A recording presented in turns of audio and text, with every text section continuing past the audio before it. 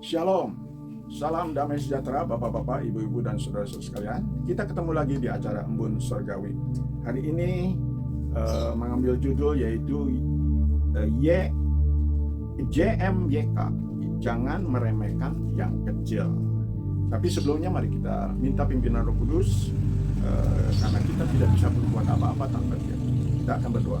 Terpujilah namamu ya Tuhan, Allah yang sangat baik, Allah yang tidak berubah, dulu, sekarang, sampai selamanya. Baik kuasa, baik kasih, dan juga kemahatauan Tuhan. Sampai sekarang kami bersyukur punya Tuhan yang kami kenal melalui Yesus, melalui segala ciptaan Tuhan, melalui Roh Kudus, dan melalui firman Tuhan. Saat ini kami mau menyampaikan firman Tuhan tentang jangan meremehkan yang kecil. Dan kami akan membaca firman Tuhan. Biarlah Tuhan memberkati, mengurapi hamba-Mu, juga bapak-bapak, ibu-ibu, dan saudara-saudara sekalian yang diberikan kesempatan untuk belajar atau mendengar firman Tuhan, disimpan dalam hati dan siap untuk melakukannya. Dalam nama Yesus kami berdoa. Amin. Diambil dari Hakim-Hakim 7 ayat yang keempat sampai yang ke-7. Berbunyi, tetapi Tuhan berfirman kepada Gideon, masih terlalu banyak rakyat, suruhlah mereka turun minum air, maka aku akan menyaring mereka bagimu di sana. Siapa yang kupirmankan kepadamu, itulah orang yang akan pergi bersama-sama dengan engkau. Dialah yang akan pergi bersama-sama dengan engkau, tetapi barang siapa yang kupirmankan kepadamu, inilah orang yang tidak akan pergi bersama-sama dengan engkau. Dialah orang yang tidak akan pergi. Lalu Gideon menyuruh rakyat itu turun minum air, dan berfirmanlah Tuhan kepadanya, barang siapa menghirup air dengan lidahnya seperti anjing menjilat, haruslah kau kumpulkan tersendiri. Dengan demikian juga semua orang yang berlutut untuk minum. Jumlah orang yang menghirup dengan membawa tangannya ke mulutnya ada 300 orang, tetapi yang lain dari rakyat itu semuanya berlutut minum air. Lalu berfirmanlah Tuhan kepada Gideon, dengan ke-300 orang yang menghirup itu akan kuselamatkan kamu. Aku akan menyerahkan orang Midian ke dalam tanganmu, tetapi yang lain dari rakyat itu semuanya boleh pergi masing-masing ke tempat kediamannya. Nah, itulah ada kelompok, ya, dua kelompok, ada banyak pasukan, ada kelompok kecil, pasukan kecil yang terdiri dari 300 orang. Tetapi berbedanya yaitu kalau disertai oleh Tuhan, maka ada mukjizat yang bisa dialami. Kita tidak bisa meremehkan yang 300 orang mengalahkan puluhan ribu orang musuhnya.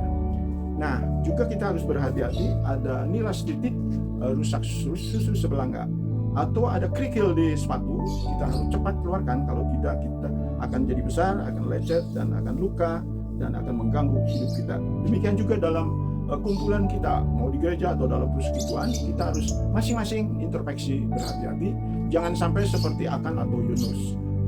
Akan, di mana ada pasukan, tetapi kalah oleh musuh yang sedikit, yaitu di kota Ai, karena ada satu orang yang menyimpang atau melanggar perintah dari Tuhan untuk tidak mengambil jarahan. Demikian juga Nabi Yunus, sehingga menggoncangkan isi dari penumpang kapal, oleh karena ia sudah melakukan kesalahan, yaitu tidak menuju arah yang Tuhan tunjukkan ke Niniwe, tetapi ia pergi ke tempat lain. Nah, jadi kita selalu tidak menjadi hakim, tapi kita introspeksi, jangan sampai kita yang seperti Akan atau Yunus dalam kehidupan kita berkeluarga ataupun berorganisasi. Nah, mari kita jangan meremehkan yang kecil. Banyak contoh di Alkitab itu. Daud yang kecil, dia karena disertai oleh Tuhan, maka ia bisa mengalahkan Goliat yang besar. Jadi Daud beserta Allah. Lalu sekarang itu ada kata Immanuel, Allah beserta kita. Atau zaman sekarang adalah karena Roh Kudus yang menyertai kita.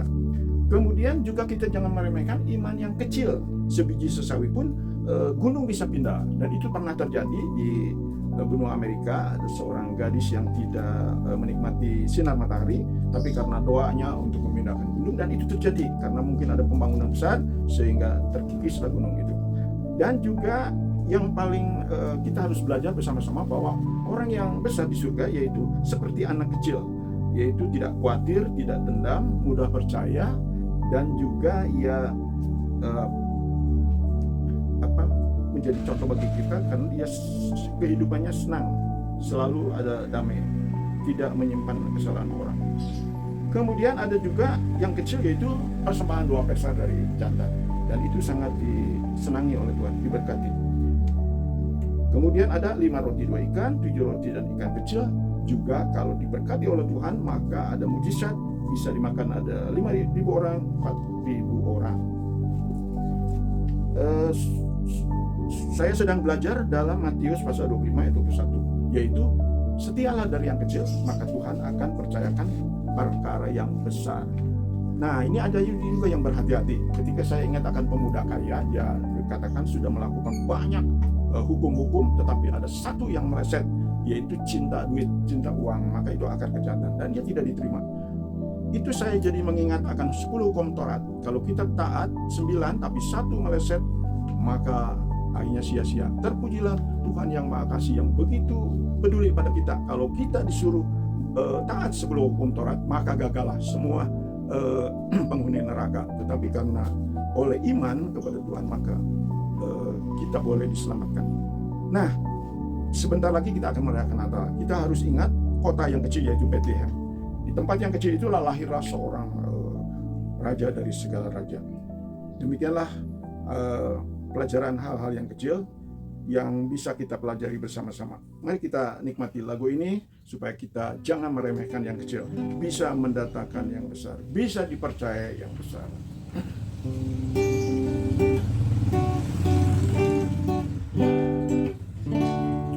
Lima roti dan 2 ikan diberi berkat oleh Tuhan, dimakan 5.000 orang, sisa 12 keranjang.